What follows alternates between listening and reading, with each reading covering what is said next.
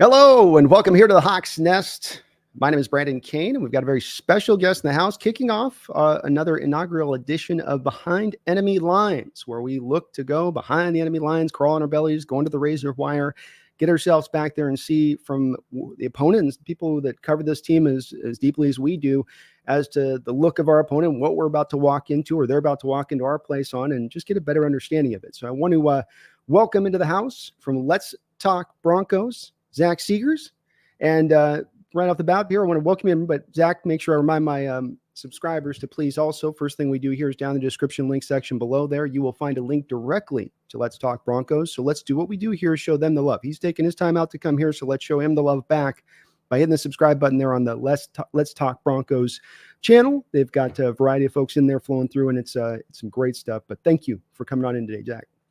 Yeah, thank you so much for having me. It's an interesting relationship with the Seahawks franchise, right? You know, like the deep-rooted trauma of my childhood. You guys are definitely responsible for that. And then, you guys were the jilted Russ team at one point, and we got him. And it was like, you guys don't know what you're talking about with Russell Wilson. This guy's great. And now we're both kind of the jilted exes. So I feel like now we're maybe entering a healthier part or a healthier chapter in our franchise's relationship. Well, and I think it's glad you broached that part. You know, this is going to be the tough ice that we got to chip through maybe potentially here just a little bit in this situation, and childhood trauma, because I'm going to go back. I'm older than you, man. I'm old head. So I had my own little childhood trauma, horsey faced guy bastard out there just slinging it. Okay, he killed my little childhood dreams every Sunday, and we're going to get to that whole where the scales of justice are between the Denver City and Seattle City as a whole, frankly, because I think this is a larger topic at play here, Zach. But let's get to the one you just touched on there. Russell Wilson trade from a Denver Bronco fan perspective. Fair to say at this point that it was a win-win for both sides. No. Yeah, that's one of the worst trades in NFL history. I will to my own horn a little bit on this. I think I was the first in the Denver market on they need to cut this guy, and here's the math on how to do it. I was back in 2022 going, man, we've seen enough.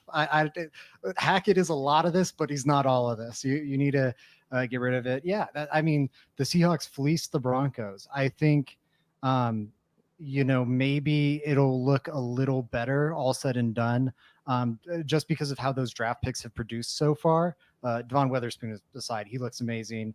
If Charles Cross can, get it back to what he looked like his rookie season, he's going to look great.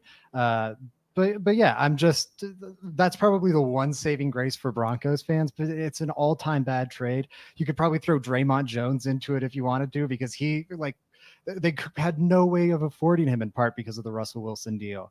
It's the worst move this franchise has ever made. It's going to make, it ruined 2 seasons for this franchise already.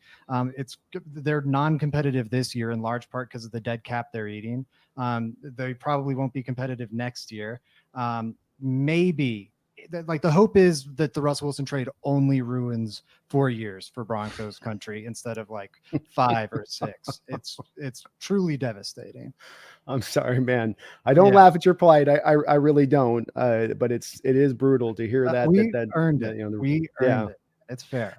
Well, it was tough. Let me scratch off my next question. Great Bronco trade or greatest Bronco trade? Okay, that one's off there. We're not going to put that one off with your reaction there. I'm playing, man. It's not easy when you walk into those kind of bad deals. And look, we kind of had our brutal dinner served to us with the Jamal Adams situation. So as much as we can maybe crow about this, we don't get to stand up on a high horse here, no pun intended, and say, well, ooh, look, we're the best traders in the market. We blew 2 first-round picks, basically Jamal, and didn't get much out of him on that side of it. And, it was a little bit of a different situation, different position. But, this is the nature of the beast at times, the NFL too, where, trades come through. I think your problem probably would be at this point is not as much even really the trade, but just the fact that you gave him the money before they'd even played. Yeah, I guess to me that's less of a problem. A lot of Broncos country gets very upset about that. Knowing Russ and knowing that no trade clause, I do not think he greenlights that trade unless there's some assurances that payday is coming. Yeah. And yeah, you can always back out of that, but is that really the tone you want to set with the guy? And I think they over catered to him, but it's tough. You did just trade so much that you kind of are beholden to this guy. Yeah. So I am less harsh on the money. I think it should have been structured better. I don't think it was structured in a smart way at all, where you have these rolling guarantees like the Mahomes deal. It's like this guy is not a 25-year-old Patrick Mahomes. He's a, what, 32, 33? I forget how old he was when they signed him. Year Yeah, old you're Russell right. Wilson. And I think there's also revisionist history in Broncos country with like you couldn't have seen it coming. I think y'all saw it coming for a season and a half. The rest of the league saw it coming. If you want to look at like Sando's quarterback tiers over the seasons, that offseason, before he had even played for the Broncos, NFL teams had knocked him down a tier on the list. So it's an all-time bungle. Well, I don't want to rake you over too much on it. It's you guys, I think, at least did the thing that you could ask to be done at this point, which is let's not do the sunk cost fallacy thing where we continue to just, well, we put this much money into it. We put this much draft picks into it. And if you know it's not right, then turn and pivot. As hard as that is to do what you need to do in doing that. And I think that the Broncos did this. And you do mention 5-6 years. I do think that this will potentially, as long as Peyton is right and as long as they draft correctly, of course, which is these are somewhat question marks here, I think, at this point, then they have at least, I think, pushed this process along a little bit faster than if they said, well, it's one more year. Let's go with the one more season and try to just, make it happen. They came really quickly, it sounds like, to that. Is that a fair kind of outlook of the situation, would you say? Yeah, it was just time to either. I think they should have done it last year. If you look at the splits, just like get started on this whole process. But yeah, I think they just recognized they had to do this now. There was a guarantee, the rolling guarantees thing I'm talking about. If he was on the roster March 15th, they would have been fully locked in to his 2025 salary, which is like 40 some $1 million. It'd be fully guaranteed. There wasn't like, we can ride this out because of those rolling guarantees. They'd keep that dead cap hit high. So I just think, rip the Band-Aid off now. And it makes sense for where this team was at. They're going to be bad this year as a result, most likely. But you look at like Justin Simmons was, 31, 32. He's kind of aging out. Tim Patrick is kind of aging out. Cortland Sutton's aging out. Garrett Bowles is kind of aging out. A lot of and I know these aren't like the most magnificent pieces. No. But outside of Surtain and Quinn Miners, I think a lot of the building points of this franchise, like DJ Jones, are kind of past their prime, or at least close to it, to the point where they'll probably be past their prime by the time the next competitive Broncos team comes around. So I think it just makes sense to kind of like, let's get it started now, so we're not going to be dragging down the careers of Nick Benito or a Marvin Mims. And, who knows what these guys end up being. But I think that's some of the philosophy, start getting young now. So it's fair, based kind of what I'm hearing a little bit of you then is that, and tell me if I'm wrong, that, while Hackett was a little bit disastrous, that there is emboldened faith here in what Peyton's bringing to the stage, and that he, at least in general terms, is kind of guiding him in the right direction by your eyes of this for what he inherited. Yeah, I'm a big believer in it. I think there is definitely a varying spectrum in Broncos country. One lesson of the Russ thing is like, let's not give people too much credit for what they did with their former teams. But you look at this team that early on in the season was giving up 70 points, and they end up going 8-9. And I think there is definitely, some positive turnover luck there. And whatnot. Like, there's definitely arguments for it to regress. I think there's also arguments for like, this was a new coaching staff. And you know what? I bet the Seattle Seahawks first 6 games this year are not going to be the best version of the Mike McDonald regime. I bet game weeks, 13 through 18 will be a lot prettier than 1 through 6. As Ryan Grubb figures out how to use the offensive weapons and, adjust to the NFL game and whatnot. So yeah, I just it was a little funky, but also just Russell Wilson was unplayable with this offense. Like it was worse than I think any form of Seattle Russ. So I just think it capped their ceiling so low. And again, they get to 8-9. The like rushing success rate with the Javonte Williams, who clearly wasn't himself off the knee injury, with an offensive line that was like struggling to mesh because of all the new pieces for much of the season. Ninth in rushing success rate. I think they're 19th in like offensive, or 16th even, something like that, in offensive EPA on the season last year. They don't have the talent to be there. Like they have no right being there. So I'm buying into the Sean Payton of it all. And I think Vance Joseph isn't, stellar, but I think, once they kind of shed the idea that he was going to be recreating the Fangio stuff, and he was able to kind of transition into his defensive stuff, that got sorted a lot better too. The position coaches too. I think that's one of the more underrated parts of like NFL team building. And I think the Broncos position coaches are awesome. Why didn't they just keep Evero? My understanding of that is Evero and Nate Hackett are, incredibly close. He was, I believe, the best man at Nate Hackett's wedding, or vice versa. Mm. And so when they canned Hackett, they actually asked Evero to be the interim head coach, and he turned it down. That's why Jerry Rosberg ended up being the interim.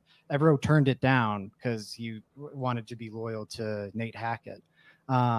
So then at the end of the season, they just kind of let him go, which was tough. I think, they weren't going to be able to keep him. He, just his principal said, no, I'm not going to be coaching for this team anymore. And, fair play. I don't think the Broncos wronged Nate Hackett, but, teach their own. But yeah, I think they did a fairly good job pivoting out of it. Despite the 70-point loss last year, I think Vance Joseph is. No, it makes more. Sorry to interrupt you, but it makes more sense because the outside looking in, it looked like Peyton had his way of doing it, like some of these older coaches can be when they've been so tried and true. They walk in and they say, "Well, I want my defense this way and my offense this way," and so it looked like, well, you're kind of breaking something that's working. But to your answer on this, it's more about that those factors didn't really allow for it to even have an inroad on that to retaining Evero. Yeah, that's how it seems to me. And again, Broncos ownership is now the richest ownership in the league. Maybe they could have, written a big enough check, or wrote a big enough check for help him overcome his feelings. Yeah, I mean, they're paying the Peyton $20 million a year. Yeah, maybe they pay him like a head coach, and he could stick around. But it seemed pretty firm to me. I was on the beat that year, and it was like, yeah, no, this is not happening. It makes complete sense at that point. And it was weird at first. Like, man, they're trying to go for it. You're hearing Payne say, no, I'm in on Wilson. I think there was a little disingenuousness on his part on how much he was really in on Wilson from the get-go. I think he kind of knew walking that job, and part of what took the time it took for them with the negotiations with him was, hey, if I want to pivot off this thing, I want to be able to pivot off this thing. I don't want to sit here and have to be beholden to something else that came prior to it. I'll try to make it work, but there's like a difference between, I'll give it a shot to versus I'm all in on this thing going, and then you're connecting it back to everyone. You're going, okay, we want to keep everything as tight as you can because you have a team that does look like it is really ready to compete. I mean, you guys had kind of the Rodgers thing pulled out from under you before the Russell trade, which is kind of what pushed it, right? It was that kind of pushed the Russell trades, everything to be set up there, and then that thing goes out, and then it gets pivoted over here to this other side of it. Yeah, that was a total panic move. It's not coincidental that happened immediately after Rodgers went off the table. They hired Nate Hackett. It's come out now that they hired Nate Hackett, to essentially make that Rodgers-Hackett pairing. And I think we've seen enough of Hackett now to know that would have been pretty fraud too. Enough of Rodgers too, if we're being real. But you're not buying the Jets Hackett Rodgers experience this year? I don't know, man. I think generally I'm going to bet against 40-year-olds coming off torn Achilles, who like mobility is a big part of like when they were at a peak of their powers. And I think, I don't know. I'm not seeing it from Rodgers this year. I would say, I'm not sure either. I don't, it's like, it could, to me, it's like a hanging on a little ledge, and it could slide kind of either way for them. I love their defense run game, and they've actually tried to rebuild the lineup a little bit there. But you do, like you say, when they get to this age and they have these injuries, and he's had lower calf injuries before, a plenty, right? Lower legs, and those things just will continue to pile up a little bit over time. But yeah, I don't think I necessarily believe it's going to be successful with Hackett. I don't necessarily think Hackett's a great offensive coordinator either. They've done the same thing there with New York that they did in Denver, basically, which is we'll bring him in because Aaron likes him. I don't know. That's never a good, to me, draw for player to coach. You want there almost to be a bit of a separation there, in my opinion, with it. Well, let's look at some of these matchups within this on this side of it. And if I guess we can, in my opinion, a lot of this is going to kind of come down to a bit of the defenses are going to factor in, but the offenses, especially Peyton being able to make his offense work here with Nix. And let's talk Bo Nix, because I think this was a great pickup for you guys. Again, another on the surface of it, some people look at this pick and they go, well, you picked the last QB in the train and you look desperate for it because it's just the Russell Wilson trade. But looking at the tape on it, what Peyton really wants is a guy that's going to work within the structure of his system, which is the antithesis, of course, of what you get with Russ. And what you had with Nix and Colorado in Oregon was a guy who could play within structure and had all the physical really ability that you need from the position. In addition to that, I guess I probably don't have to ask too hard on this if he's been very impressive and if you love the pick. I definitely didn't love the pick at the time. What I've seen throughout training camp, I was lower on Nix. I don't think you want to draft an older player generally. I think he has, I think his legs are better than I thought they were going to be coming out of Oregon. But, not an exceptionally mobile quarterback. I think his arm is plenty strong, but not an exceptionally strong armed quarterback either. Like, it's not a superpower of his, and you're in a division with Justin Herbert and Patrick Mahomes. So I absolutely get the hangups there, but I don't think his physical gifts are that different than like a CJ Stroud. I think they might be superior in some ways.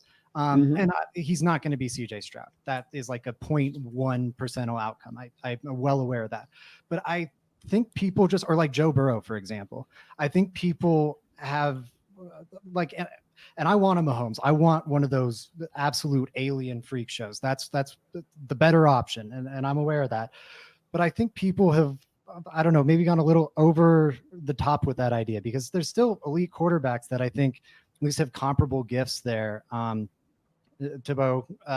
So I think the ceiling could be there. That's the big knock with Bo Nix is the ceiling. I think he's going to come in and, like you said, execute the offense fine. Can you get to the point where you're having him compete with, the Chiefs and eventually the Chargers in the AFC West? So I think he's got the traits, at least to get close to that. And then the age thing, I think that makes a lot of sense at wide receiver. Like the Broncos drafted a 26-year-old rookie wide receiver, Devon DeLay.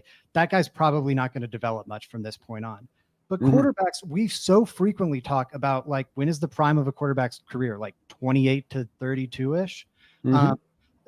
These same people who I respect so much, Mina Kimes, Derek Klassen, that I think have brought up very valid questions and critiques about Bo Nix's game, have also spent the last 3-4 years highlighting all the growth a Patrick Mahomes, a Josh Allen, a Lamar Jackson have experienced in those age 25 to 28 season.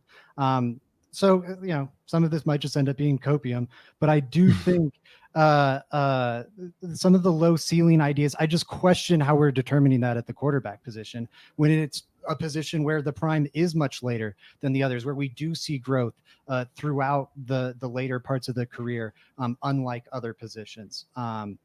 And then I think the physical traits are there too. So I didn't love the pick a lot at first, but I went to camp just about every day this year. I thought that was great. The preseason performances were good.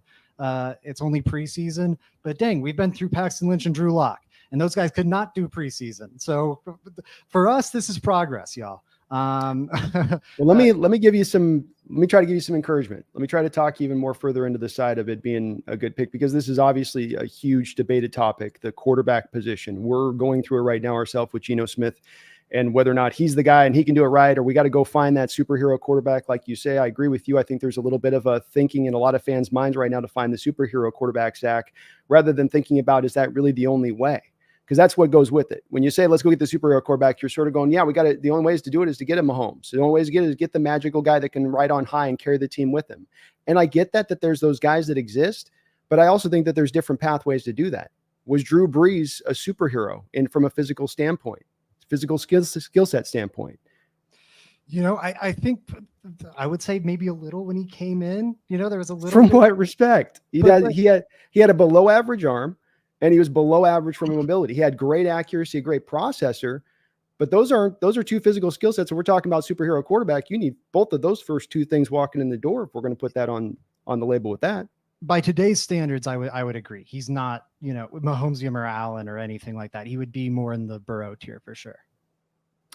Right. But I mean, there's also a reason like he's picked at the back of the first round rather than being a top 10 pick, even at the time coming out, even with all of his production coming out. And the reason I say that is I think there's a lot of echoes to Bo Nix with what you had there with Drew Brees. Drew Brees also had a lot of time starting in college. He was also a little bit, I believe, not old prospect, but I don't think he was super young coming out in addition. And I'm with you on this in the respect of, I think these young quarterbacks go through a process of growth. When you look at, for instance, Russell Wilson and why he was able to trick people in a lot of ways on the sack, it's because they saw the great big throws and the rollouts and the fourth quarter comebacks. But the playing on script, the playing within the confines of an offense were the things that were never really growing in his game over time. From the age of 24, 25, it was that those parts didn't really grow. They stayed stagnant. What happened was the athleticism and some of the, maybe a little bit of arm strength, but a lot of the athleticism goes down that he relies upon. So these quarterbacks are always growing. I'd even offer to even like 33, 34, 35. Kirk Cousins last year, why was he on pace to have his best year of his career at that age? Because I think these quarterbacks get to that year 30 and they start to master the position. So I look at it, and I could be wrong on this. I'm just trying I'm trying to hype you up on this as much as anything to say, look, this kid has those starts should be really a benefit here because he's going to be much more sooner and ready to go here in this situation. And we all want to just throw these quarterbacks into the deep end of the pool at 22 and say, go. How'd that work for Anthony Richardson last year? How'd that work for Bryce Young last year? Give him a chance and let him develop. And I think he's got enough. You're right about your assessment. I think on mobility's good, arms good, but you give him the right read to make. He'll make the right, you tell him, here's the read to go off of this. You educate him right on it. He'll make the right read and he'll put the ball in the right spot and he'll put it there on time. And I think that's what Peyton really wants. Tell me if I'm wrong on this and maybe I'm off my rocker or I'm crazy, but I think that's what Peyton really wants within his offense because he trusts his mind to create those easy throws for my quarterback over the course of the game. I'm not just going to sprinkle it in. I'm going to give you a bag full of these plays throughout the course of the game that if you stick to what I tell you to do, it's going to be great. Yeah, I think there's a little the Kyle Shanahan. He wants like the quarterback to be like the joystick kind of like, I want to be playing the game and you're just my avatar. So there is some of that. I think you also want the quarterback to be able to elevate it. And, I do think there is that potential with Bo Nix. The one thing I would say is it was well covered, at least in the Denver area, when Peyton was hired and we had all these like profile pieces coming out on him. A big part of the reason he came back out of retirement and whatever. And yes, he definitely wanted to leave the Saints holding the bag, and that's absolutely part of it. But the reason he wanted to come back out and not just settle into a cushy media job that pay him comparably was to try and do something that no other coach has done before and win a Super Bowl with a second team. Because it's very hard to make the Hall of Fame as a coach. Like Pete Carroll might not do it. And I think he is all-time great coach. But if you just look at the history, Mike Shanahan revolutionized the game, has back-to-back Super Bowl wins, and hasn't been in for 20 years now. Good point. It's very hard to do it as a coach. Peyton desperately wants to make it into the Hall of Fame. He is a little psycho, to say it nice. And he is a little psycho about wanting to make it into the Hall of Fame. He is not a dummy, and he just I think he's well aware of the fact he just gambled that plan, that a shot of legacy, put all the chips in on Bo Nix. I think he really does believe in this quarterback. I think if you look at the trade up price for JJ and whatnot, it's clear that they weren't down to do that. From what I've heard, he was their quarterback 3 the whole time, Nix, with Daniels being 2 and Caleb Williams going 1. And they just, they knew they weren't going to have a shot at those guys. So for them, they felt Bo Nix was their quarterback 1 in a sense. Yeah, I didn't like McCarthy. I had Nix higher than McCarthy. And for the record, I had Nix with the first round grade. So it may not encourage you at all, but I'm an unbiased source on this. I'm not an Oregon Duck or anything like that. So it's, but you get a guy at 55 starts and who shows growth throughout his college period as well. Because that's the thing about growth in the NFL with these guys is if you see in college, they come from here to here. You saw this with Jaden Daniels from Arizona to LSU. You saw it as well with him from Auburn going to Oregon and the growth that was there. And the way Oregon ran their offense has a lot of echoes to the way that Sean Payton's going to ask this offense to be ran. And that just to me really, he went to the right situation. I guess what I'm trying to say, Zach, I don't think Bo Nix goes to all 32 NFL teams and he's a success, but so much of being a successful quarterback on top of the talent, on top of the supporting cast, is going to that right area with that right coach to maximize your talent. Yeah, I fully agree. I think it's going to be a great mesh. I'm excited to see it. We've been hurt too many times. I think the growth point is a great one. That was one of my big lessons from Drew Lock. And I was never a Drew Lock believer personally. But when you look at a guy who was kind of the same thing his senior year of college that he was his freshman year of college. And frankly, now you watch his Giants preseason tape. He's throwing the same interception he's throwing his rookie year in Denver. It's just a guy that hasn't grown and hasn't developed a lot. Nix has arguably grown more than any other quarterback in this class because he was pretty horrific at sometimes while starting for Auburn. So, and also if you look at some Bo Nix, there's some crazy Bo Nix highlights from when he was at Auburn, because he was trying to go into, creator mode too often. He was trying to play like Mahomes, but he got away with it some against LSU at Alabama and SEC defenses. Now, far more often it went horribly, and that's why he kind of had to transfer out of Auburn. But I think that at least shows the flashes of the high-end athleticism. If you can do that on tape once, you're physically capable of doing it again. Yeah, and Auburn's developed Cam Newton as a quarterback in 30 years there from many, as far as their background. It hasn't exactly been a cavalcade of quarterbacks rolling through there since he left either. And great points on your part. I think that he is I think he's got fits to what this offense is going to do. And I do think long-term, he's got to go through his rookie, I think, stuff to a degree, but because he's had those, 55 starts at a college level, I think you can feel pretty good about the fact that this will click in pretty quickly and then the growth will come over time. But I'm with you on the whole outlook of the QBs. And this is such a hotly debated item for us in our chat, and what brings about quarterback success and what you should be looking for and what the right move is to be made. But let's pivot on to a guy you talked about with the surgically repaired knee. You guys came in 2 years ago, tightly contested game. Hackett, in many ways, kind of, I think, lost you guys that game with this very strange 64-yard field goal attempt try in the Marine Lair. I don't know if you guys watched the baseball stadium, the things don't just fly very well out there. No, we're gonna try 64-yarder in this one. It's we're not a mile high, buddy. But it was a fun game. It was a really exciting opening game. And Javonte Williams, oddly in that game, going back and looking at Zach, 6.1 yard average, 48 yards. This is prior to the torn ACL that he had, I think. And yet they were going with, I think, Melvin Gordon that day, a little bit more heavier. He's the guy, though, that's for your guys' backfield that more is the scary guy to me. He's the guy that I thought had some echoes almost of sort of a little bit of Marshawn coming out. I think it was UNC coming out, I believe. Yeah, the tough thing with Javonte is I think the vision has never quite been there. Now, the tackle breaking, Marshawn Lynch was a great name to bring up. And again, he doesn't have a lot of the other pieces of Marshawn Lynch's game, but PFF has a great stat that is missed tackles forced. And you look at all time since they came up with that metric in 2011, 2012 or so, the all-time best single seasons were Marshawn Lynch, Nick Chubb, and Javonte Williams' rookie year is right up there with those guys. It was amazing. Now, the problem was he didn't have Marshawn Lynch or Nick Chubb's vision. He was, kind of running into some tackles, and then he was just so good at shaking them off that he was still able to be somewhat efficient. I still think the vision hasn't quite got there. I think there's some hope that, the second year in the Sean Payton offense, which is so complicated, they run a little bit of everything. They're probably the most varied run game in the league. That, going into the second year of it, rather than having so much come at him, he's seen it before. Maybe it's a little easier to read out this time around. So hopefully that develops. And then hopefully the explosiveness is back. Because that was the big thing. The vision hadn't developed. He had a horrible multi-ligament knee tear. It was the ACL, the MCL, and I think the PLC, something like that. Trifecta. Yeah, it was a thing that doing research, players with a ACL and other ligaments torn in that knee have a 40% chance to never play football again. Whoa. Yeah, so it was remarkable, frankly, that he was ready to go first day of training camp last year.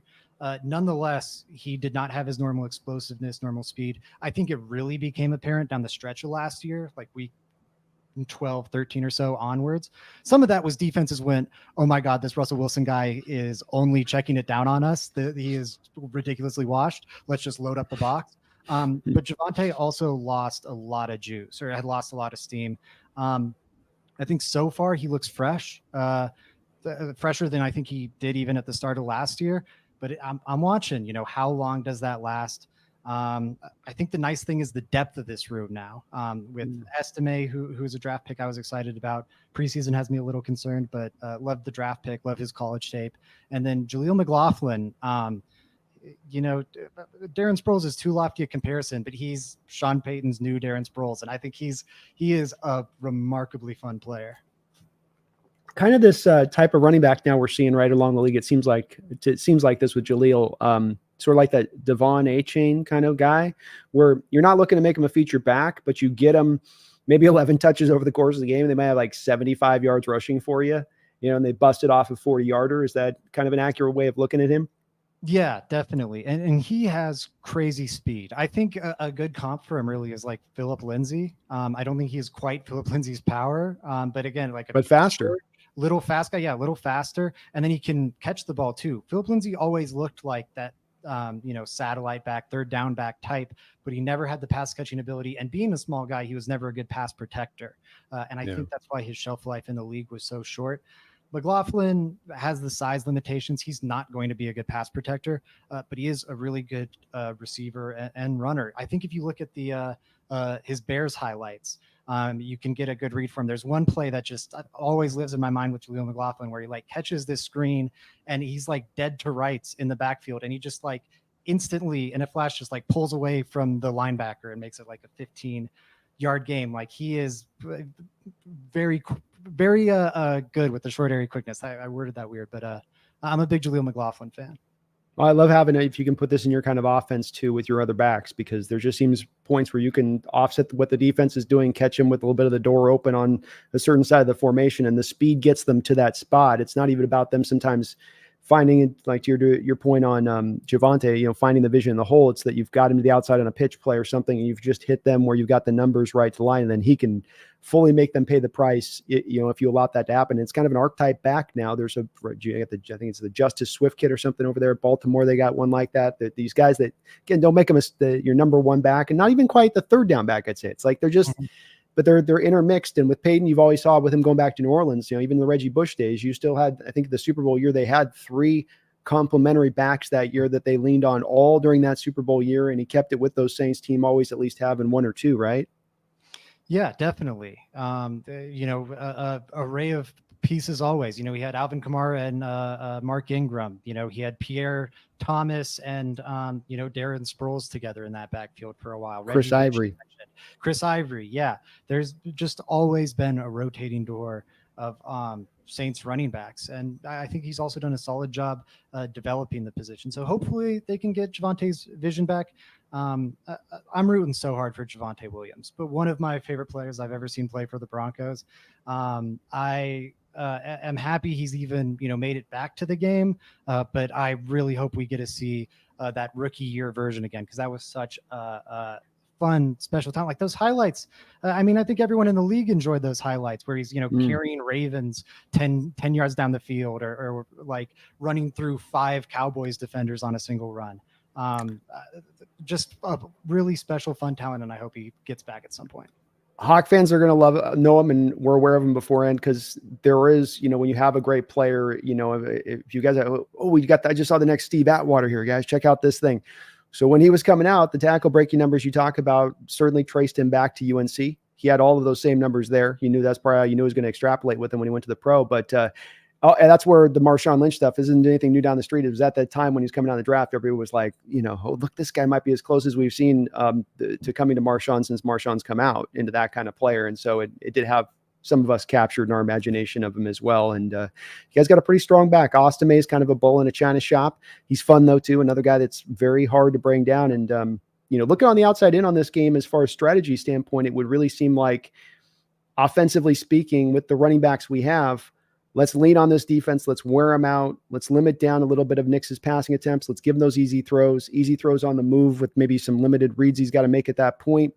and then just try to kind of grind this down a little bit on the road, opening game of the season with the rookie quarterback.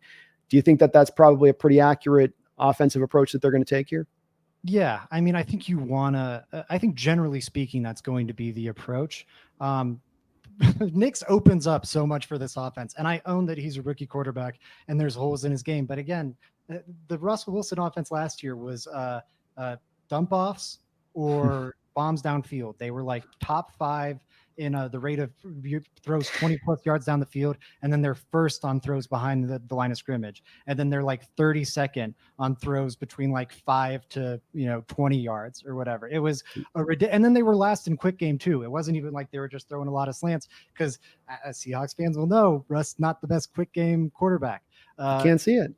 Yeah. Can't see it, man. That's it's a story they always, they went back and asked Steve Young at one point, like, how do you, because Young was even a small quarterback for his age, about 6'1", 6 footage. And they said, how are you hitting Jerry Rice in those slants? He says, how you seeing it? He said, I ain't seeing it. I'm throwing it blind to a spot. And I don't know if with Russ, especially with the time he was instructed here of make sure you see what you throw to, you'll notice this with Russ too. Then it's not a bad thing in Russ. It's all built, I think, a little on how he was coached, where he was coached not to throw with anticipation necessarily, but to see it and then throw it, which it's hard to do that at all times. Sometimes you got to throw with a little bit of the anticipation part of it, especially on shorter throws. Definitely in the league too. And I think that's, you said it. It carried throughout Russ's career, but having such a limited menu in the passing game, I think made this offense really easy to defend. You just didn't have to respect huge swaths of the field, the middle of the field, of course, to the not being able to see it point. Anything quick, defenses didn't have to worry about. Anything in the intermediate, depth of the field, they didn't have to worry about. It was like, let's get 2 high shells, watch the deep stuff, and then, watch for checkdowns. It was really easy to defend. Bo Nix is just going to open up a little more for that. So I think the passing game will improve some. Nonetheless, he's a rookie quarterback. I think they want to limit how much is on his plate, especially this game. Mike McDonald is probably the best defensive play, at least off of what he did last year, the best defensive play caller in the sport right now. Shout out to you guys. Seattle's probably the hardest place to play in the league, even still. That is absolutely a trial by fire for your rookie quarterback. I don't think they want to throw him to the wolves that hard. I think they're going to lean on this rushing attack, and it's going to be a better rushing attack than last year, in my opinion. And last year's rushing attack, again, was 9th in success rate, even with, the Javonte Williams stuff we talked about. And teams just straight up not respecting the pass game. They still managed to get to 9th, which is just, down stability. So I think they'll be able to rush fairly well against even this good Seahawks front.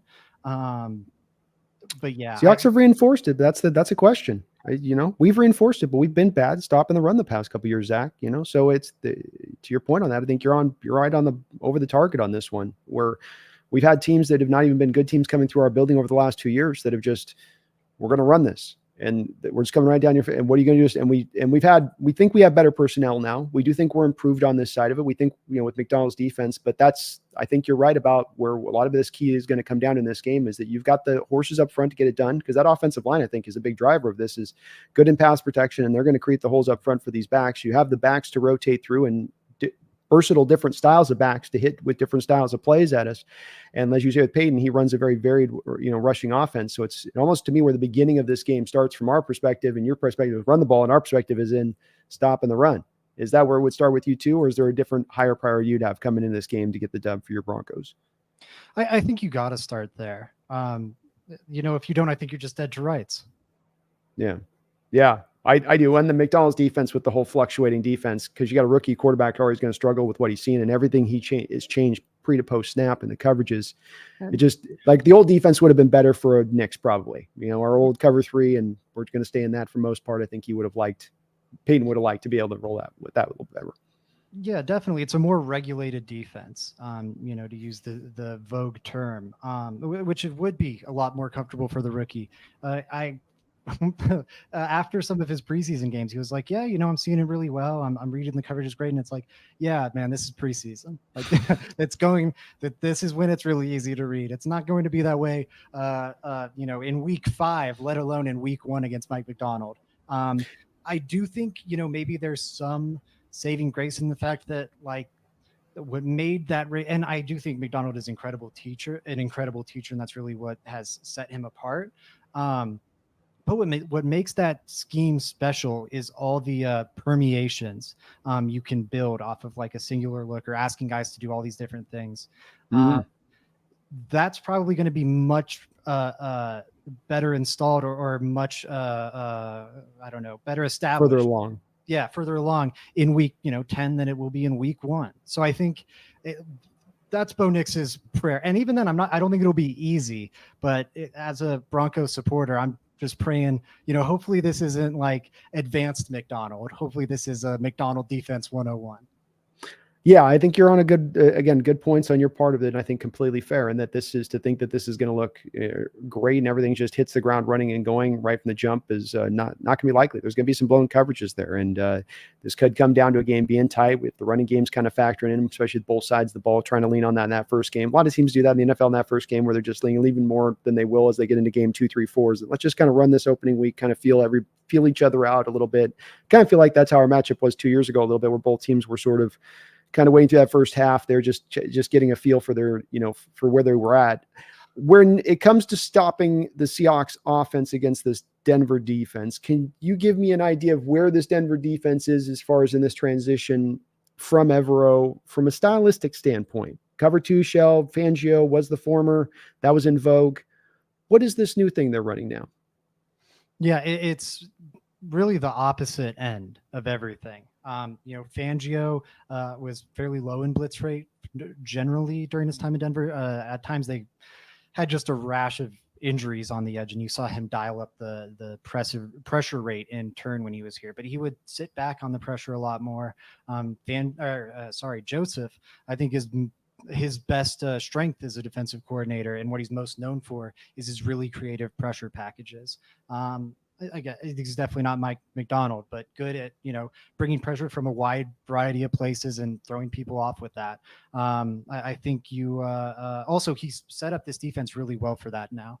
Alex Singleton is not a good linebacker, but he is a fairly good blitzing linebacker. They have, 4 or 5 guys on the edge now that can get after it. Zach Allen is, good at creating interior pressure. They now got John Franklin Myers alongside him. Jaquan McMillan is a really nice piece in the nickel, I think. No Devon Witherspoon, but nice piece. Can cause some havoc coming after the quarterback. And then the safeties too, like PJ Locke is at his best around the ball.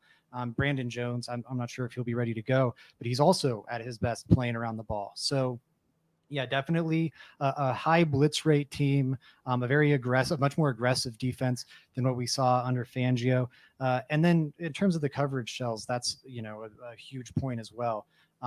You're seeing much more cover 3. They were near the top of the league in cover 3 last year. And much more cover 1. Combined, they played like either cover 1 or cover 3 on 70% of their snaps.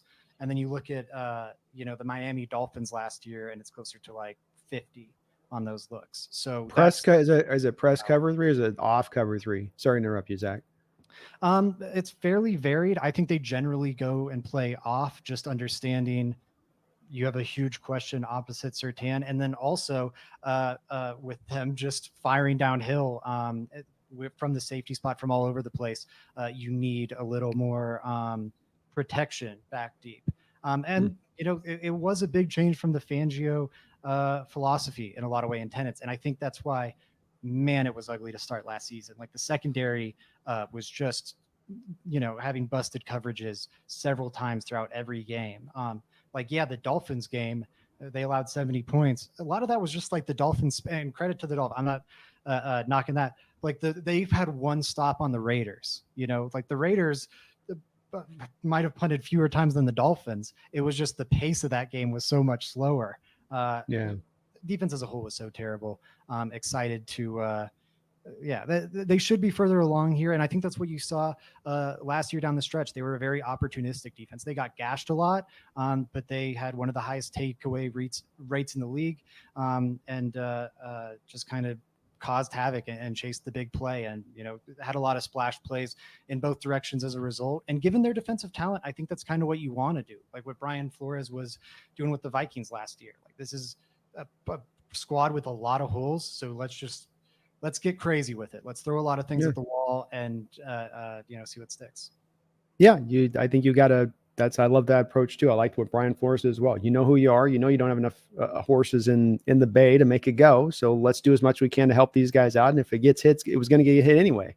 We're going to probably give it the play anyway. But we might actually be able to cause something on the other side of this if we can get good at this thing of it and being aggressive. And when you say cover three, it's going to, or cover one's a little better with the man on the outside, but that cover three, man, this day and age, especially that off coverage stuff. We just walked through that after dealing with it years, Zach, and there's some definite. I watch that defense now in this day and age if you play it predominantly, and I do wonder with it if it's at times seen a little bit of its day. Now, if you're blitzing a lot, you're running a lot of mixture stuff up, that can definitely aid it. But boy, you give up so many easy completions with the cover three. The underneath stuff, the openness to flood routes, the crossers. I mean, we had a whole play. They called it a Seattle beater playbook, that you'd hear opponents talk about with us. So it'll be interesting to watch with him if he can continue to make that work with his. Now, again, it's a transitional. Your Denver's, they're feeling the brunt of the negative money. It's not really the offense. It's more of the defense is sort of paying the price, doesn't it, for the rust check, aren't they? Just a tiny bit. Oh, absolutely. I mean, the whole team is, but that is especially apparent on defense. You look at how much talent has gone out the door there in recent years. It's really painful on that side of the ball. Yeah, it does seem. But there's some good talent. Not so bad. You guys got some decent, good developmental edges in Browning and Bonito. Those guys are coming along as well, right? I mean, they're starting to. It's a process with the edge rushers. They don't ever come out the box. Usually, even the second, third rounders, they tend to take a couple years or at least a year. Yeah, I think you can have that optimism with Baron Browning just because he's so new to the position, and then hasn't been able to stay healthy. I mean, that is a big reason for the pessimism around him as well. But he hasn't gotten the reps to develop there, and the physical talent is so clear, and he has some really nice pass rush moves in his arsenal already. His inside spin is disgusting. He gets like 7 of those off a season, and they are like 7 of the Broncos' best defensive plays every season. They're a lot of fun. Nick Bonito also came on really strong last year. Had like 8.5 sacks, and then was like top of the team in pass rush production, pass rush win rate, and whatnot. He's giving you nothing in the run game, but that's really promising. And then Jonah Ellis looks like a really nice find in the draft. Granted, preseason, so who knows how that'll carry over to the regular season, but like a crazy Jonah Ellis stat, just to contextualize how nuts his preseason was. PFF has a stat called pass rush productivity. It's to look at players like down by down pass rush impact, weighting towards stats, quarterback hits, but just looking at all forms of pressures. He had a score of 25 in that metric in the preseason. Micah Parsons led the league last year with a 12.6. Now, obviously, is not going to translate to the regular season, not even close to it. But he has so much margin to come down and still be a very impactful player. If he drops all the way to a 7, he'd be a fantastic addition to the rotation. So I'm very optimistic about that too. Now, I think your Vance Joseph pessimism is well placed. Part of the reason they were so bad last year was because of the hybridization of the two defenses he was trying to run and he architected, or he was the architect of. Another big part was his really questionable talent evaluation. They had they swapped out like 5-6 starters around midseason, and that was a big catalyst for the defensive turnaround. Thankfully, those guys are starting from week 1 this year. But it's like, man, how were you this wrong on your own starting lineup that you saw throughout training camp? So that's a problem. There is a large contingent in Broncos country that is hopeful. Maybe they do a little swap with Vance Joseph and Jim Leonard here at the end of the year. Jim Leonard being one of the more highly respected defensive minds coming from the college game. Different stylistically, but kind of. Actually, Rex, a lot of that stuff dates back to the Rex Ryan Ravens days, even on the McDonald's side. So, and that's where Jim Leonard is his stuff is like Rex Ryan Jets days. So no, there is a good bit of crossover there. But anyways, Jim Leonard, a really highly thought of young defensive mind, who I think is more on the cutting edge. I think there's a lot of Broncos country that wants to see that happen. And I think there's a good chance it does happen because although I believe in Peyton, the coach, I don't think he's a great team. And I do think why is George Payton still around? So he can be a fall guy. I think Vance Joseph stuck around in part because of the defensive turnaround, but also like I don't think he got fired at during the mid-season point because hey, insulate yourself, have a fall guy, keep that lever as a head coach. I like the Shams Charania, or it's not Shams, Shio Kapadia, excuse me, saying, the number one job is keeping the job. And I think Sean Payton knows what he's doing there. So I could definitely see heads rolling after this season. Yeah, I'd love to see you guys bring Jim Leonard in as well. I think that this defense and the style of this defense is one which is on the cutting edge for a reason. It has to be trained right. You need the right guys in there to run it. I don't think we can just do the thing we saw with Fangio. You can't just copy it across the league and expect every guy to walk in to run it the same way. But Leonard is one of those bright minds. And when you talk about disguising pre to post snap, just on a general, here's the difference between one to the other, and that one has it at the forefront, one kind of does it a little bit. I think it almost is like motion on offense, where pre-snap motion the last 10 years has gone through the roof. I think the same thing with defense on pre-snap coverages to post-snap. And unfortunately, when you're showing me cover 3 and you're in off coverage and I can walk up to the line of scrimmage and I can see both those two corners off and I can see that single high safety, you're giving the quarterback too much information pre-snap to know for certain. And you don't want to give him any certainty, much less that much certainty, in my opinion. That's where a lot of my pessimism comes from. But if he can find a way to do that marriage, that hybridization, which is, we were trying the same thing here with the Fangio to the cover 3. Yeah. It didn't quite sync up on, that side of it, but you will see. And then part of this too is, again, as we just said, this is your transitional point for you guys with your defense. You had to feel the pain somewhere. You don't just eat that money and there's nowhere. Well, we don't feel that anywhere. Bounce right past that Russell deal. It's like, oh, no. We're going to feel a little bit of this, but you guys are going to wind through this. And there are some good, interesting parts, young parts on this defense. It does look like you mentioned McMillan in the slot, and you got Surtain out there who's going to probably travel with DK. So me as a Cash fan here looking at your Broncos team, I go, okay, you know what? Yeah. I'm going after Riley Moss. And no, don't peg me a racist here. It's not just because he's a white cornerback, okay? But it seems like that would be the spot where if I've got JSN or Tyler Lockett on Riley Moss, if I'm in Gino's ear, I'm like, Gino, Riley's over on the right. It's over on the right, Gino. Yeah, no, he's going to be targeted a lot this season. The quarterbacks always stay away from Patrick Surtain, and I'm curious to see how it goes. Fabian Moreau was sneaky, solid for this team in coverage. He refused to tackle anyone. He would refuse to tackle Xavier Worthy, I swear. Yeah. But he was fairly good at hanging tight in coverage, much better than I expected for a corner they just signed off the street. Part of the reason they were so bad was they had Damari Mathis opposite Patrick Surtain for the first chunk of the season, and teams were brutalizing him. And we could absolutely see the same thing happen with Riley Moss. I thought he was solid in the preseason, but there was one day of practice, training camp that I attended, where he touched the turf, he high-fived the turf probably 6-7 times at a single practice, and it's like, whew, that was little Jordan Humphrey doing that to you, my guy. What are we doing over here? That, not known for his agility, little Jordan Humphrey, and just turn those ankles to a fine dust. This is concerning. Oh, it is. And especially we have those 3 wide receivers, so we can target them with some quality. We don't have kind of the hanger on third there that you can kind of get, especially if you have Surtain following DK, where then, okay, it's going to be JSN or it's going to be Lockett in there. And that's the spot I think that we definitely look to target, in this game. You mentioned tackling, though. We've got our own guy in Woolen, that same kind of thing there. We got a great coverage guy out there, but that's the key with him as well, is can this guy get better in that tackling element? Because you got to do both. You can't just cover. We're not going to be able to hide you out there in the modern NFL as a cornerback. You got to get down and tackle too. Yeah, I think this could be a great coming out party for the Seahawks offense, the new look Seahawks offense.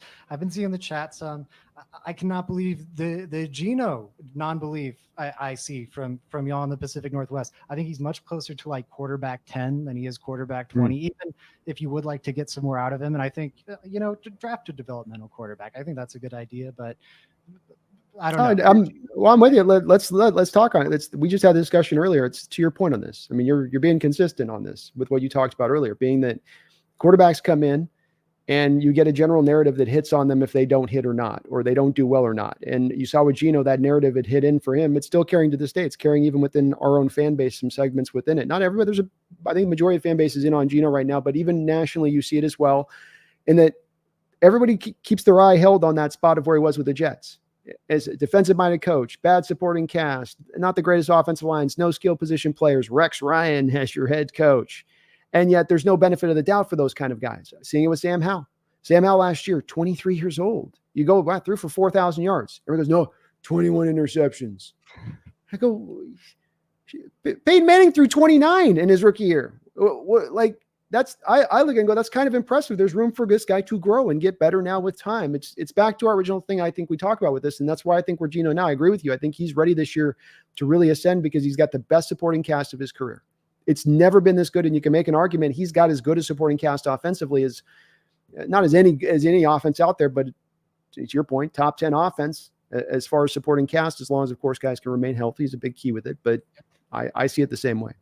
Yeah, I think the offensive line is the one fly in the ointment. It just got so rough last year. And a lot of that's injury, but what version of Abe Lucas and Charles Cross are you going to get? I think is a big question. I mean, throughout the entire season, and if that line is able to, and then the interiors, a big question mark in its own right. But if that line is able to hold up, I think this could be a really, really fun offense. And it matches up well for a Broncos defense that has really a lot of questions, like in coverage, but especially deep coverage. Like I mentioned, their safeties are at their best playing near the line of scrimmage. And Ryan Grubb wants to air it out, get vertical. I think, if I had to pick a quarterback for Ryan Grubb's system, outside the obvious guys we pick for any system, like a Mahomes, a Josh Allen, Right. Geno Smith might be the number one choice. Like he is a bomber, man. He throws the deep ball. Like you guys got rid of Russ, and he still threw a pretty deep ball in Denver, to his credit.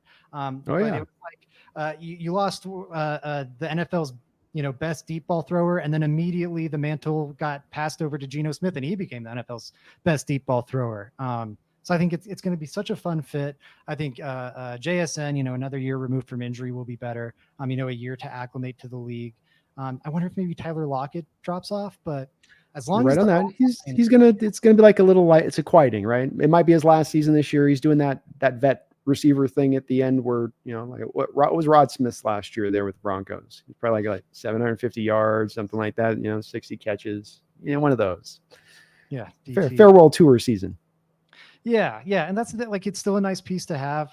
It makes me wish that like these offensive minds, came around maybe a year or two earlier, but I think it is going to be, again, just comes down to the line. And then I didn't even mention the backfield. I think the backfield's really exciting too. And I think Grubb is just such an exciting hire. Like that is both him and McDonald, I think, are on the cutting edge of where the NFL is at right now. And I don't know, lots of new and exciting ideas from those two. So I just personally, as like a fan of football, I'm excited to see what the Seahawks come out looking like on Sunday.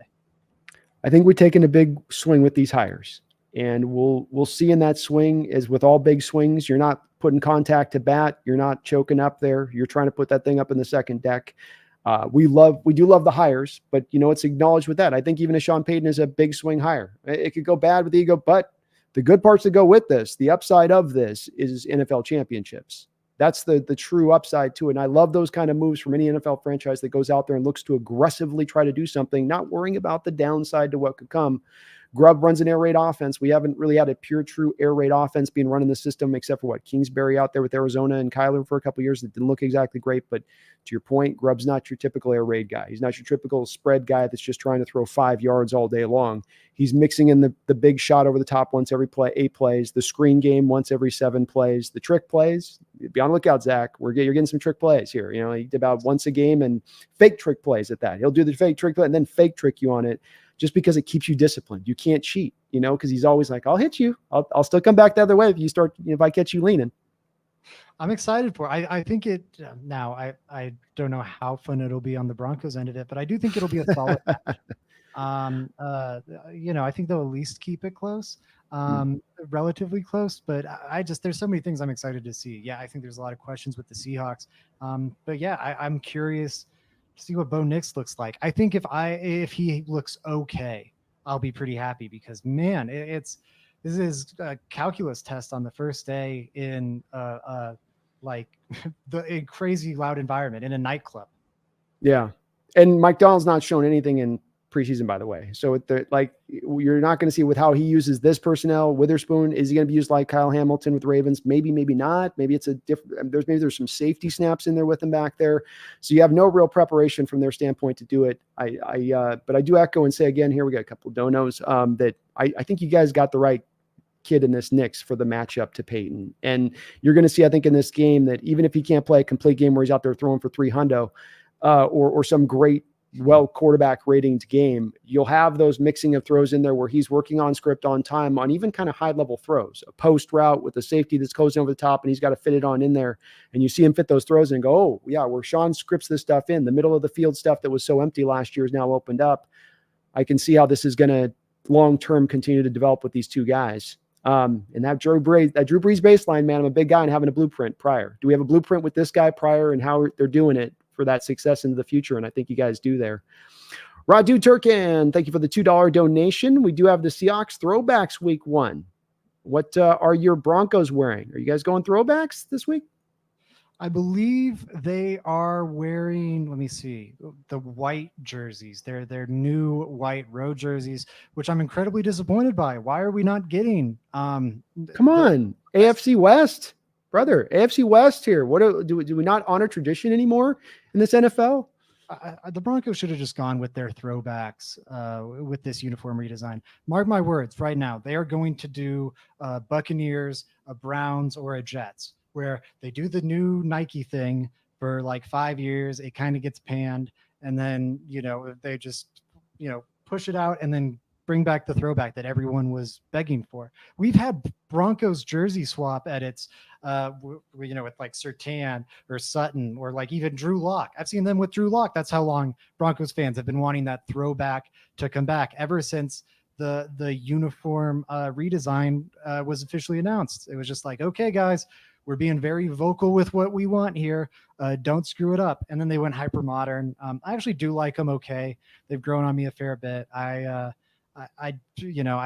think they're fine uniforms. I actually do like them better than the old ones. I think the old ones were extremely like that one, the old Cardinals uniform and the Falcons uniform, I thought just looked all so dated.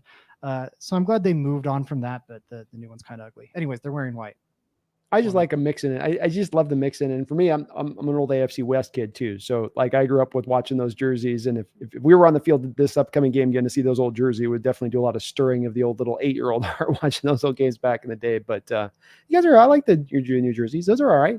I still think the mid 90s might be the best. That's still, it's sometimes when you get it right, you get it right. You don't need to like, this is why the Raiders still got their thing going and Browns are kind of crazy. They need to change their stuff. Like that's just, I know it's all tradition on that, but like, come on guys, like that's move great. On, but move on from it. Eagles, the Giant, the Giants throwbacks this year are maybe the ugliest NFL uniforms I've ever seen, but the throwbacks last few years, so nice. Like what team that goes back to their like 70s, 80s, 90s look doesn't look better? Maybe the Bucks because the creams, but even that's like fun to do on occasion. Yeah. And the Pooter, they went back to like the 2000s era thing, and that looks great. Like they had to get rid of the digital clock thing. I think the Seahawks or maybe I think maybe the throwbacks are even an upgrade for the Seahawks. But the Seahawks are one of the like very few teams that I think have come out of the Nike era of uniform design relatively unhurt, unscarred. Yeah, I think your point. I think there's been any timeless looks through this era created that they're going to be holding on to 80 years down the line, like they did the prior era with the Chiefs, Raiders, I just don't think you'll get the same thing. And I definitely they can do better, NFL, do better. And it sucks is these stupid rules. You can only wear this 2 times a year and this 2 times a year. Just let them like wear what they want to wear when they want to wear it. Like, what's the big deal about this whole, only this so much stuff? I don't like that either. Yeah, they got it's driving me crazy. The Broncos have an all-white alternate helmet, and they can only wear it with their all-blue jersey, and they can't wear their blue helmet with their all-blue jersey. Now, some of that's on the Broncos, and they can't wear their all-white helmet with their all-white jersey set. Some of that's on the Broncos submitting a very stupid plan to the NFL. I own that, but it shouldn't be a problem. You should be able to wear whatever helmet with whatever uniform. That is so silly. It should be like a Madden game where you can just flip it around, make whatever wacky combo you want. You still own all the trademarks to your 70s, 80s, 90s stuff. Have fun with it. Yeah, go wild. It's a weird arbitrary thing for the NFL. So, well, you'll like it this week. Fans love this. They want this as the full-time jersey here in Seattle. It's been like, if you put any polls out, it's like 80-20, like make these the official. They'll love the old ones. I'm with it too, but I'm an old head. That's also just me being nostalgic. Jeffrey, thank you for a $2 donation. And Radu, thank you for your $2 dono. Says, thanks for all the picks for Russ. Happy to help. Happy to help you all. Anytime we can help. If it makes you feel any better, we made the most of it, man. I mean, we're liking what we're getting from him so far. Like, we're feeling pretty good. I credit you guys. Honestly, worked out fairly well for me. I got a fair bit of pop off of being the first guy in Denver on the, man, this guy doesn't have it, y'all train. And if you guys hadn't destroyed my franchise, I would have never gotten that chance to share. That's my copium. Well, it's good on you recognizing it, because it's a guy that was one of those people you talked about 2 years beforehand, trying to raise up the marker. You imagine trying to raise that up here in kind of Russ country at that time, where, hey, this is we got some problem. Houston, we got a problem here. No, we don't. Shut up. I'm like, no, I mean, there's just no. Don't you dare. Don't you speak it. So it's not also easy sometimes to have that opinion versus the masses and what they want to tell you about having that opinion. But if it's the truth and it's what you're seeing in reality, it's credit to you for seeing it. And it's not always easy to see that type of stuff for everybody, but looking pretty true and right on that side of it. So thank you for that. Well, let's get a score prediction from you as we kind of wrap this up. What do you see as a final score here this Sunday? Bottom line breakdown. Yeah, I think this game's going to be shortened. I think the Broncos definitely want to run the ball a ton. I think even when they are going to be passing it, a lot of that offense is going to be RPOs, short, easy completions, and that'll keep the clock running. So I think that's going to limit it. I think the Seahawks offense is going to move fairly well, though. I think they'll end up with like 23 points. I'll go with 20. And then the Broncos offense, I think, is going to have, I think they'll move fairly well. I just think people are sleeping on Sean Payton a little too hard. He's never lost more than 9 games in a season. It's almost at the Tomlin level. So I think he'll keep it competitive. Oh man, the 43-8 comment is so mean. Deserved, but that one stings. I think we'll have 13 points or so. I think like 23-13. That's my final score. 23-13. You're right home where I was at. I was thinking, you're like, I'll be a little more aggressive than him, but I'm about 23-13, 24. I see it as a 10-point lead, 10-point win. You're worth them out at home. You have a rookie quarterback starting in his first game. I was trying to run the numbers on this and looking forward. I wish I could give you I had it written down here somewhere, but it wasn't good. For quarterbacks in that first start, history has not been, I don't have it. I lied. I'm sorry. But it was a little bit of a rough stat for him. I still think like you do, though. I don't want to seem like I'm hating on your team or anything like that on this act. I do like Sean Payton, and I do think that you guys are, overall, you made the right choice at the right time. He inherited the bad choice, moving off of it. You guys have hit the reset button. And I've got a theory. Let's see if you buy into it. My theory is that NFL teams find themselves in 4 different states. Like water finds itself in 3 states, NFL teams find themselves in 4 states. You're ascending, you're rebuilding, you're in between, or you're elite, truly in a contender stage. And the place you don't want to be is in between. That's where you get your Dallas Cowboys, right? Your New Orleans Saints teams that buck out $80 million in negative money every year on their cap. You want to be in that place of one of those other 3 states. And you guys are now in that state of now we're rebuilding. It's in that little bit of that state into that point of ascend. And you go from ascend, by the way, to elite in my category. So you buy in that. It's not that you go from a ascend to in between, that you get stuck. It's purgatory. You end up getting stuck there, Yeah, no, I am a big subscriber to that theory. Not necessarily the 4 phases. I've never put it that way before, but yeah, I'm with you. It's I don't know. You don't want to be one of these teams in purgatory, like you said. Make strong decisions. That's why I was on the cut Russ wagon. It's like, guys, this isn't working. Get off it fast. Honestly, people have the wrong idea about like first round quarterbacks. I've had to try and convince Broncos country, let's swing again. Drew Lock's not it. Let's swing again. Russ isn't it. And they always bring up, the damage of missing on a first round quarterback. Missing isn't a problem. But, 60% of first round picks miss. The problem is doing a Daniel Jones or something, or even what the Bears did with Mitch Trubisky, or that kind of worked out with them for Justin Fields, but where you're just giving this guy that is not the answer 4 years of your franchise. That's where it gets ugly. So yeah, I think it's good that they're in this ascendant stage, that they made this hard decision. And, the Lions went through something similar in terms of like the dead cap, having to play a lot of young guys on a very untalented team early in the start of, where they are now. The Eagles, another good example of a team that went through that. The Falcons, a much less successful one. So fingers crossed it's more like the first two. Well, and then I think you guys have, because you made that choice, you didn't just sort of trying to put your legs on both ends of the fence there. It's going to be that much more likely that you're going to bring some success, whether it's this year or into the future. That success comes because you're making the smart decision. This is football too. It's not like basketball or baseball. You can turn things over fast. It just takes the intention to do so. And, you guys have really done that. So I wish you luck in the future. You guys were in a place I don't think any fandom should be in the NFL, because part of what makes this sport so bloody unique and awesome is that every year, every fandom goes, we got a chance. There's a shot. If this breaks right, if that breaks right, we will have a chance. And looking down that Russ contract and the way that thing twisted so badly, and how it was kind of shaping up to be like, man, you guys are heading into kind of a dark ages period. And we felt a little bit bad because we're getting to kind of, benefit a little bit on the other side of that maybe. But at the same point in time, it's I think you guys are on the right road, and you've salvaged this as well as it could be salvaged so far, Zach. So keep rolling in there, man. Keep rolling. Hey, as they once said, let's ride.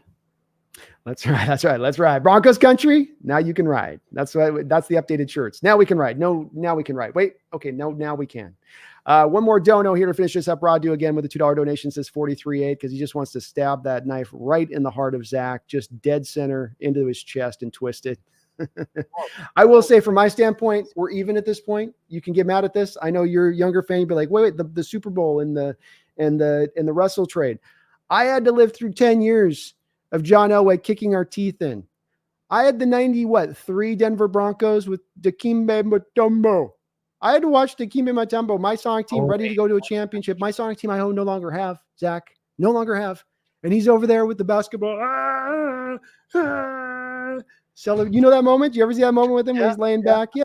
Wasn't alive for it, but I've seen the clip of it. Yeah, I'll say this to get some Seattle people on my side here. Bring the Supersonics back. Take them away from OKC, for all I care. That was one of the worst crimes in American sports history, the way it just got robbed. Reminds me of the Ravens getting robbed from the Browns. Just ick.